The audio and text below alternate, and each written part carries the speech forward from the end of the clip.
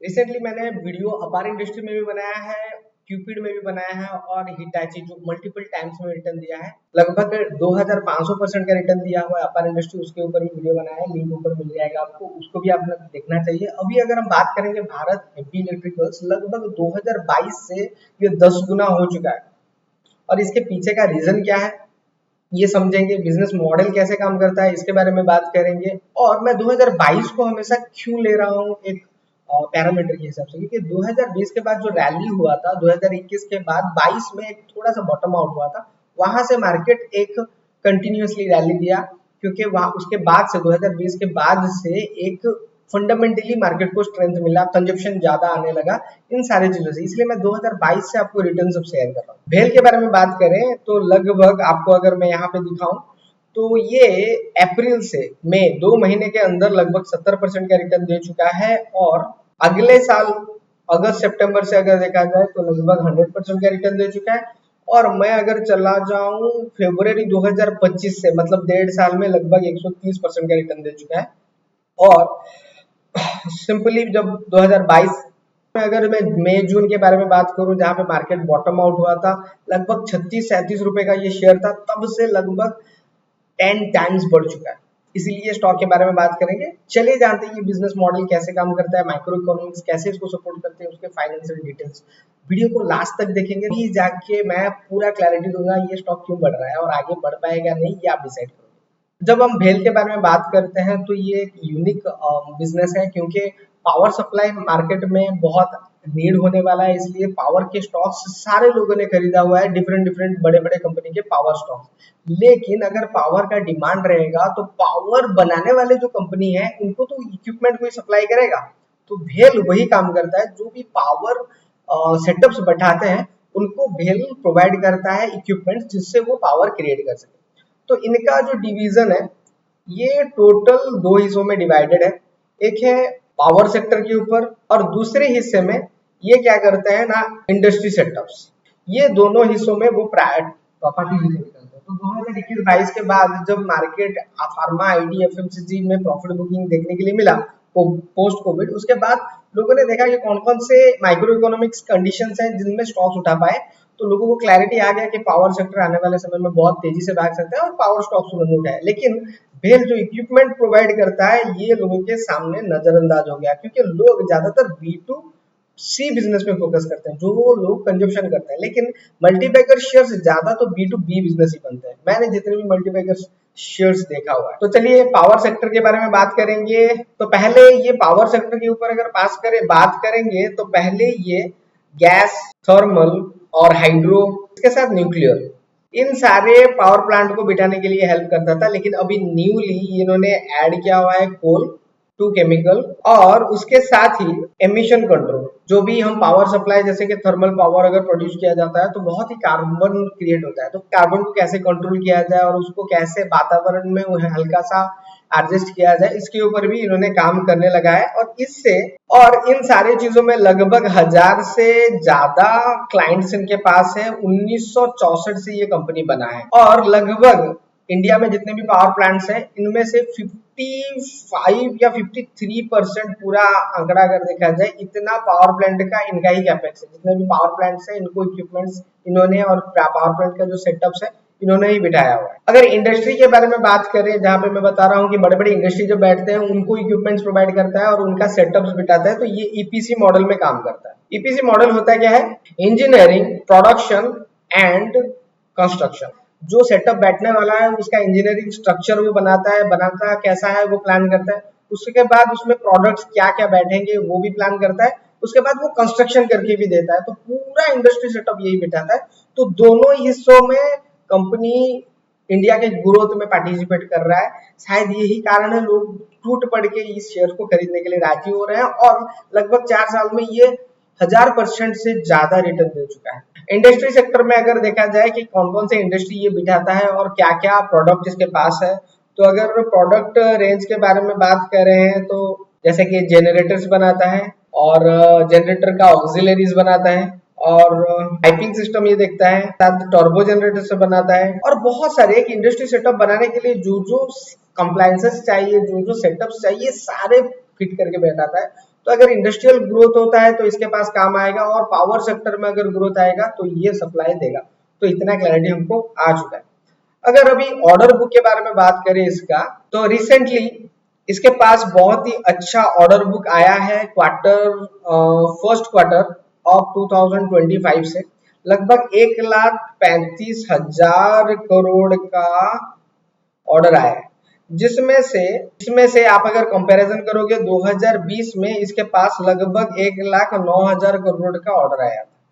तो इसके हिसाब से ये बहुत ही अच्छा जंप है। और ऑर्डर बुक को अगर हम सेग्रीगेट करें तो 75% जो ऑर्डर बुक है वो पावर से है, और 22% जो इनका पार्टिसिपेशन है वो इंडस्ट्री से है, और जो 3% है ये एक्सपोर्ट है। और अगर इस कंपनी का प्रेजेंस के बारे में बात करें, 90 प्लस इसका मैन्युफैक्चरिंग यूनिट्स है और लगभग 6 कॉन्टिनेंट्स में, और 3% ये, तो इसका प्रेजेंस अगर देखा जाए तो ग्लोबली बहुत ही मजबूत प्रेजेंस है। जैसे ही ग्लोबली टेंशन गिरता है और जैसे ही लोग पार्टिसिपेट करेंगे इस आने वाले समय का जो जीडीपी ग्रोथ के लिए कंपटीशन चल रहा है, तो ऐसे कंपनी जो भी हैं जो पावर सेक्टर्स में पार्टिसिपेट कर रहे हैं, इंडस्ट्री डेवलपमेंट में पार्टिसिपेट कर रहे हैं, ना केवल ये स्टॉक, इस सेक्टर में जो सारे स्टॉक्स हैं हो सकता है उनके पास ऑर्डर जाए, लेकिन जिनके पास ऑर्डर जाएगा वही ग्रो करेगा जो डिसिप्लिन के साथ फॉलो करेंगे।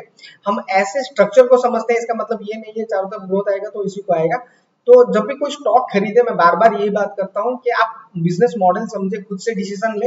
अगर उससे अच्छा है कोई भी सेबी रजिस्टर्ड एडवाइजर के साथ डिस्कस करके स्टॉक ले, तभी जाके आपको अच्छे रिटर्न्स मिलेंगे और आपको कॉन्फिडेंट के साथ इन्वेस्टमेंट करने का मौका मिलेगा, नहीं तो आप प्रॉब्लम में फंस सकते हो।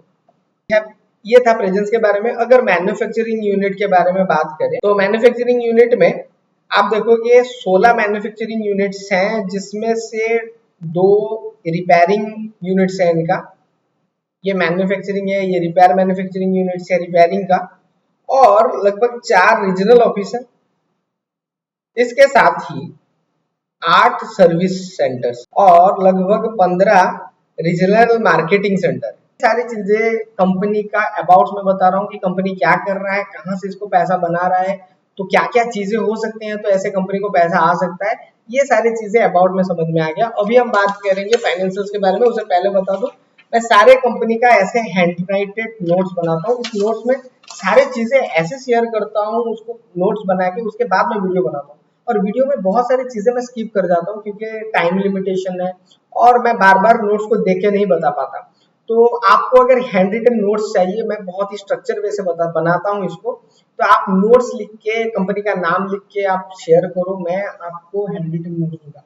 ऐसे बहुत सारे कंपनी है जिनके बिजनेस मॉडल बहुत इंटरेस्टिंग है, लेकिन उन सारे स्टॉक्स के ऊपर 8,000 स्टॉक्स हैं, उनके सारे स्टॉक्स के ऊपर मैं वीडियो नहीं बना सकता।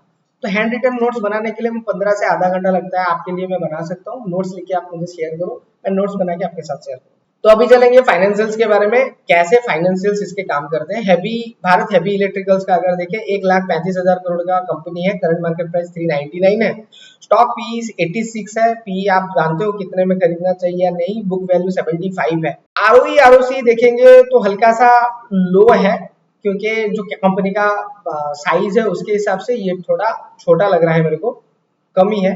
प्रोमोटर होल्डिंग्स 58% है। डेट टू इक्विटी रेशियो देखेंगे तो 0.31 है, जो कि हल्का सा अच्छा ही है। अभी चलते हैं प्रॉफिट एंड लॉस स्टेटमेंट के बारे में। 31,000 करोड़ का सेल था, अभी 33,000 करोड़ का सेल्स है। अगर सेल्स के बारे में देखा जाए तो कंपनी के हाथ में उतना ज्यादा सेल्स नहीं आया है, लेकिन कंपैरेटिव टू 2021-22 से सेल्स बढ़ा है, इसलिए शायद लोगों को अट्रैक्टिव लगा होगा, मुझे पता नहीं। 7% का मार्जिन है। बीच में कंपनी नेगेटिव अर्निंग्स में भी चला गया था, लेकिन वही 5-7% का ही ऑपरेटिंग मार्जिन है। अदर इनकम इनका अच्छा है, सर्विस से आता होगा, क्लैरिटी है इसका, तो इससे थोड़ा सा प्रॉफिट इनका ऐड हो जाता है। नेट प्रॉफिट में अगर देखा जाए तो 16,000 करोड़ का प्रॉफिट है, इसमें से 800 करोड़ का 1600 करोड़ का प्रॉफिट है, और उसमें से 800 करोड़ तो अदर इनकम से आते हैं। तो ये कंपनी कंटिन्यूअसली अदर इनकम इनका आता है, तो सेल्स, रिपेयरिंग और सर्विसिंग में इनको हल्का सा बेनिफिट मिल रहा है, इसमें क्लैरिटी मिल रहा है। इंटरेस्ट अगर देखा जाए 700 करोड़ का इंटरेस्ट है, हल्का सा ज्यादा ही लग रहा है, लेकिन लोन्स अगर देखा जाए उतना नहीं है, लेकिन लोन्स अगर रिपेमेंट करते हैं तो ये प्रॉफिट उनका बढ़ जाएगा। बैलेंस शीट के ऊपर फोकस करेंगे तो बैलेंस शीट हल्का सा 2019 में डाइल्यूट हुआ था, उसके बाद डाइल्यूशन नहीं है, रिजर्व बढ़ रहा है, और बोरोइंग्स अगर देखा जाए तो बोरोइंग्स भी हल्का सा बढ़ा है। तो एवरेज बैलेंस शीट है, प्रॉफिट एंड लॉस स्टेटमेंट भी ठीक ठाक ही है। और सबसे इंटरेस्टिंग पार्ट मुझे सबसे अच्छा लगता है रेशियो एनालिसिस, जो क्विक रिव्यू बताता है मार्केट के बारे में। तो रेशियो एनालिसिस का मैं बहुत ही बड़ा फैन हूँ। रेशियो एनालिसिस के ऊपर एक छोटा सा कोर्स मैंने बनाया हुआ है ऑनलाइन में, आप मेरे वेबसाइट में जाके इंक्वायरी कर सकते हो। 3-4 दिन लगेंगे उसको पढ़ने के लिए और छोटा सा प्राइस है। इससे क्या होगा, रेशियो एनालिसिस जैसे ही आप पढ़ोगे ना, तो आप जो भी कंपनी टेक्निकली खरीदते हो ब्रेकआउट में या रिट्रेसमेंट में, जब भी वो गिरता है या बढ़ता है आप पैनिक करने लगते हो, गिरता है तो और गिर जाएगा या बढ़ता है तो वापस ना आ जाए। जब आपको फाइनेंशियल ट्रेंड समझ में आ जाएगा ना, तब आपको क्लैरिटी पता चल जाएगा ये कंपनी अगर गिरता है तो फिर से बढ़ जाएगा। यही रेशियो एनालिसिस का मैजिक है। अगर मैं यहाँ पे देखूं ईपीएस इनका सा हल्का सा बढ़ा है, 1 से बढ़कर 4, मतलब 4 गुना हुआ है लास्ट 5 सालों में। बुक वैल्यू अगर देखें तो 76 से 75, तो लगभग बुक वैल्यू इतना ही है, तो ये कुछ एसेट्स अपना बढ़ाया नहीं है।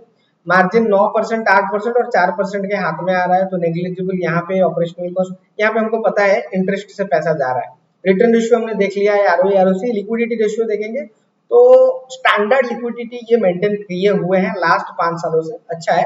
लीवरेज रेशियो 0.31 है, ये अच्छा ही है। अगर इसको पढ़ना नहीं आता तो कोर्स को फॉलो कीजिए, मैं ऑलरेडी आपको बात बता रहा हूँ।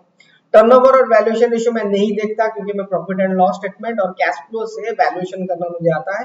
डीसीएफ मेथड में मैं वैल्यूएशन करता हूँ। जो भी फ्यूचर एंड ऑप्शंस में लॉस कर रहे हैं या फिर बड़ा पैसा बनाने की कोशिश कर रहे हैं फ्यूचर एंड ऑप्शंस में, उनको मैं धीरे से इक्विटी की तरफ मोड़ रहा हूँ कि यहाँ पे हल्का सा बैठ के आप ध्यान करते हुए पैसा बना सकते हैं। जब भी आप फोकस करते हैं पैसा बनाने के लिए, तो 2 टाइप का बन सकता है। ट्रेडिंग में क्या होता है ना, आपको एग्जीक्यूशन के बाद पूरा फोकस करना होता है, हैंडल करना होता है। लेकिन यहाँ पे पहले आप एनालिसिस करते हो, उसके बाद एग्जीक्यूशन करते हो, एग्जीक्यूशन के बाद आपको सिंपली बैठना है और मल्टीपल टाइम रिटर्न्स होते हुए देखना है। तो जो भी ट्रेडर हैं आपके दोस्त जो पैसा नहीं बना पा रहे हैं, या फिर नए दोस्त जुड़ रहे हैं जो मार्केट में ट्रेडिंग करके पैसा बनाना चाहते हैं, तो उनको ये वीडियो जरूर शेयर करें और उनको बताएं 2-4 सालों में 10-10 गुना स्टॉक बढ़ रहे हैं। और मैंने अपार इंडस्ट्री के ऊपर भी एक वीडियो बनाया, ऊपर देखिए लिंक, वहां पे 2500% मतलब 2500% लास्ट 4 सालों में एक स्टॉक बढ़ाया।